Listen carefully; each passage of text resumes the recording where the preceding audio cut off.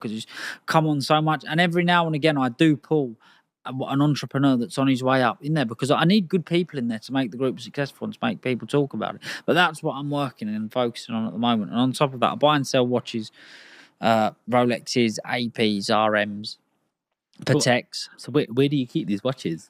I have a safety deposit box in Hatton Garden. Okay. And is that where you show people the watches? No, I have an office in Hatton Garden. Okay. And how do you know how to check for these watches? Like, how did you train yourself to know if this is real or not?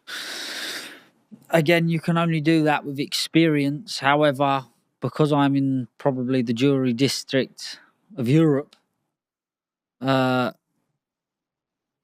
the jewellery capital of Europe, I'm very privileged that I can run it to somebody, or I can have someone in the office pretty quick that is an expert that can check. And that is the only way I'd say the best way of checking is to get an expert, look under it and a glass. Because to be honest with you, they're bringing out extremely good fakes and replicas. It's amazing. I've been blown away a couple of times. It ain't even the watch that you've got to look out for now. It can be as much as the dial. Like we had a problem once upon a time where I bought a Panda Daytona, stainless steel Panda Daytona, if you know what that is, and somebody had swapped the dial and put an aftermarket, which means it's not legitimate from Rolex, Panda dial in it. So originally it had a black dial, but somebody's put a Panda white dial in it, which added £10,000 value to the watch. It's gone through 2 or 3 hands and ended up coming back to me. But these people I sold the watch to, you could say, do you know, they never changed it, because I sold it to friends. And I know like how it left, and we've got photos on it exactly. And somebody actually changed the dial, and it went through 2 or 3 hands before somebody even noticed. Wow! So they're taking parts out pretty much, of these watches. Yeah, wow. And replacing that with a replica. So your watch is real, but dials can vary. A dial in a Rolex, especially a couple of years ago, could be the difference between 20, 30, 40,000 pounds, maybe more sometimes. The same watch, different dial. 20, 30,000 pound more money, maybe more.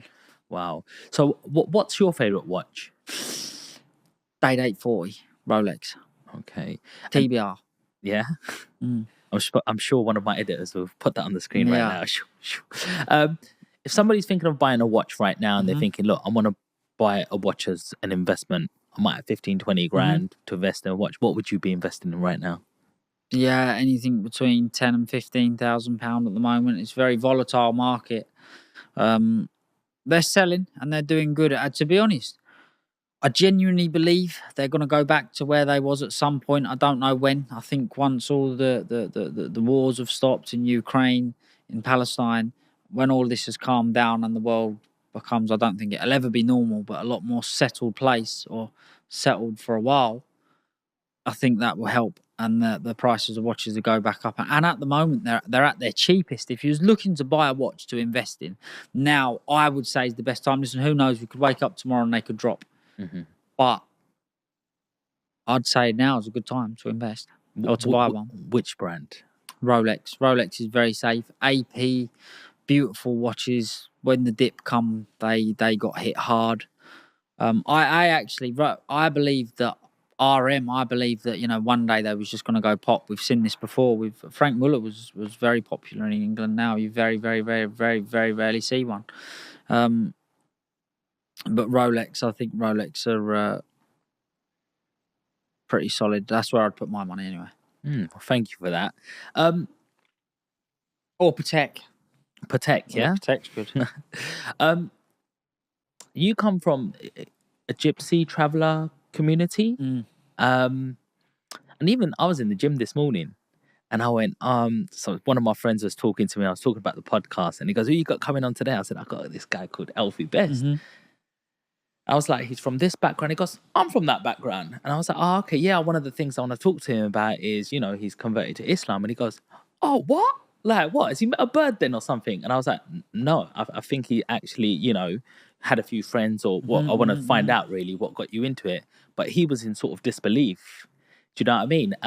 When you see like Tyson Fury in the ring, you know, the first thing he says, my Lord Jesus, Savior Christ, you know, sort of thing. And it's like a big community around that. What made you sort of, you know, go into Islam? cut a long story short, I've said this story a million times. It's a very good story, actually. So my friend reverted, and we was going to his mum's shahada. She was going to take her shahada. I said, "Can I come in and see what it's all about?" I went in there and I felt an amazing feeling that I'd never felt before. I asked the imam that I had met on that day for a Quran. I took a Quran, I started reading it, and I really enjoyed it. I read it twice, and after I read it twice, I went and took my shahada. But I was very compatible with everything that was in the Quran. I am was very impressed by it, and ever since I've done it, it's helped me an awful lot. Have I sinned? Do I sin? Yes, of course, but I will get my head on the floor and I will pray and I will ask for forgiveness, and hopefully on my day of judgment, that's enough. And I want to spread peace in the world. That's what Islam's about. It's a beautiful and peaceful religion, and I'm very compatible with that. If everybody was like that, the world would be a better place. Do you pray 5 times a day? Not 5 times a day. I try to pray as much as I can. I try to pray as much as I can and when I can. And do you know what? There's not many days that I don't pray 5 times a day. Let's put it that way. But I don't pray 5 times a day every day. Sometimes I miss them, but I do try and make up for them. I do. My intentions are 100% to do it. If I miss it, it will be due to because I'm carried away doing something. What do your family think about it? At the start, they was curious more than anything, but there was, again, it come out of nowhere. It was a little bit of a flash. We've never really been religious people. I've never really been a religious person. Like I was a Christian before, but I'd never ever gone to the church once unless it was for a wedding, christening, or a funeral. But they listen. Anybody that actually thinks something of you and appreciates you, they will not care what religion you are. If it's making you happy and making you feel like you're doing better and making you feel like a better person, then they should be happy for you and they should support that. And what about in terms of the community? Like, you have reputations, people talk, the traveler community has a big, do people look at it and go, Alfie's changed his religion? But I don't care about my reputation. Like I say, the people that would be saying that would be people that don't care about me. So why would I care about someone that don't care about me? Why would I care about their opinion? There's loads of people that's talking about that, and the only reason they're saying that is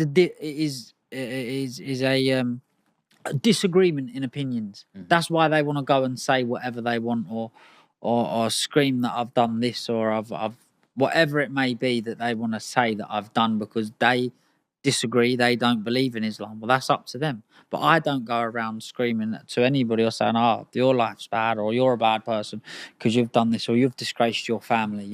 I leave people to get on and do what they want to do if that's what makes them happy. But again, I understand being a public figure and in the public eye and being very successful, people have got your name in their mouth.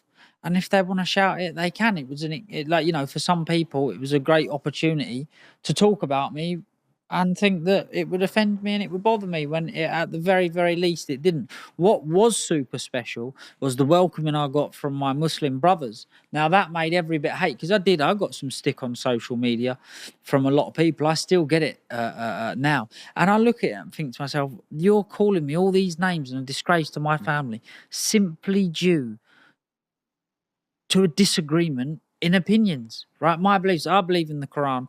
The Quran has helped me an awful lot. There's so much in the Quran. Now, I can't tell you what it is. I'm only a student in this religion. I'll only ever be a student, and I'm always looking to learn.